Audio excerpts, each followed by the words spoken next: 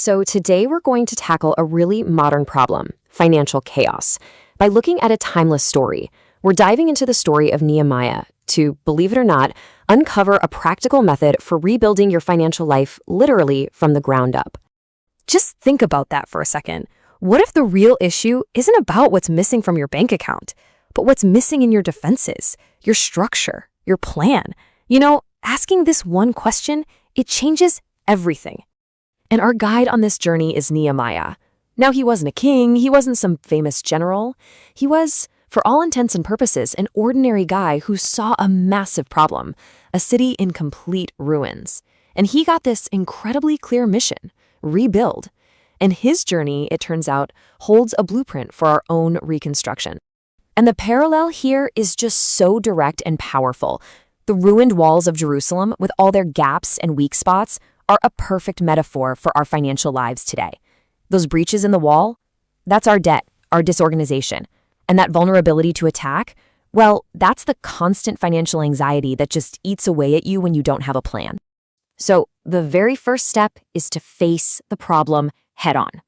We have to be willing to look at our own destroyed financial walls and really understand just how bad the damage is. And only after we've really seen the ruins for what they are can we move on to the next phase. This is where the real work starts: the diagnosis and the plan. All right, so the first principle is so simple, but it's the one most of us try to skip: awareness of reality.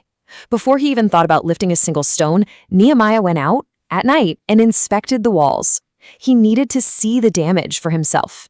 In exactly the same way, any real financial change has to begin with an honest diagnosis. You have to look at the numbers. And this perfectly captures the cost of looking away. Because when you don't face the numbers, you don't control them. They absolutely control you. You become their hostage.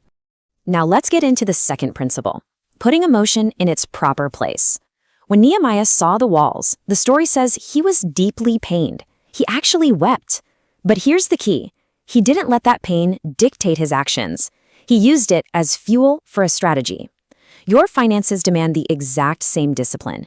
You have to acknowledge the feeling, but you have to make the decision with a clear head. And this leads us to a really hard truth. Whether it's panic selling when the market dips or that sudden impulse buy you feel you have to make, an emotional financial decision is an expensive one, always. This brings us to a huge one, the third principle: planning before execution. Nehemiah's process was so logical. First, he observed. Then, he created a detailed plan. And only after that plan was totally solid did he mobilize the people to get to work. You see, a budget isn't just a list of what you spend. It's the execution of a well-thought-out plan. And that right there gets to the very heart of what planning is. It's the act of making intentional decisions today, right now, so that your future self doesn't have to suffer the consequences of your neglect.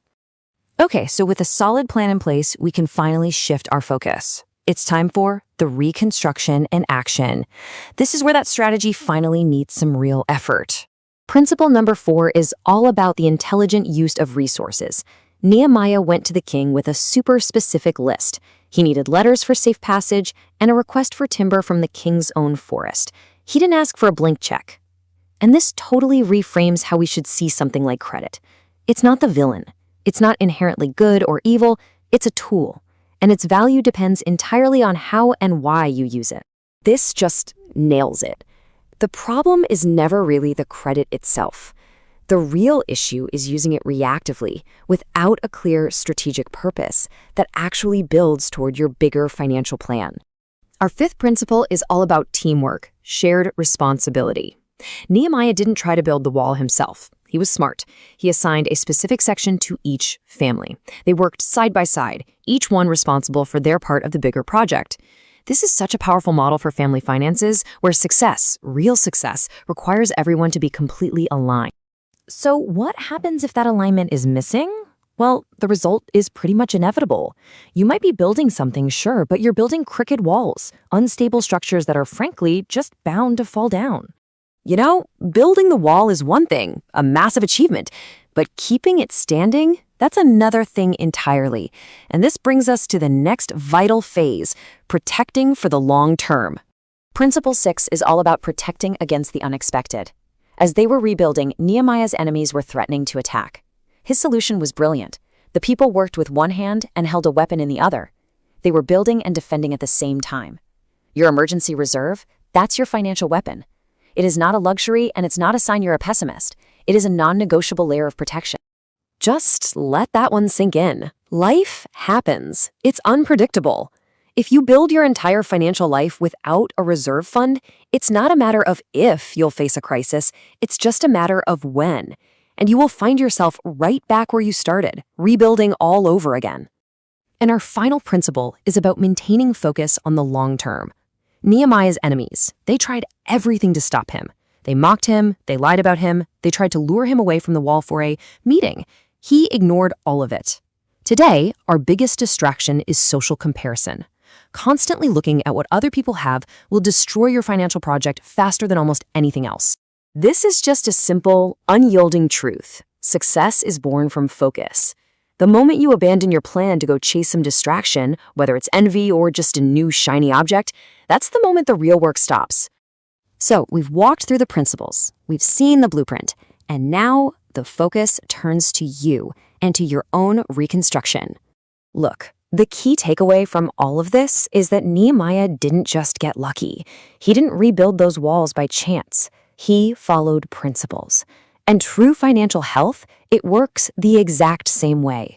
It's not, and it has never been, about the size of your paycheck. It is about the quality of your blueprint. It's all about how you build. So I'll just leave you with this final, simple question. Are you living day to day, just surviving inside of broken walls? Or have you made the conscious decision to pick up the tools and begin to rebuild? The choice, really, is yours.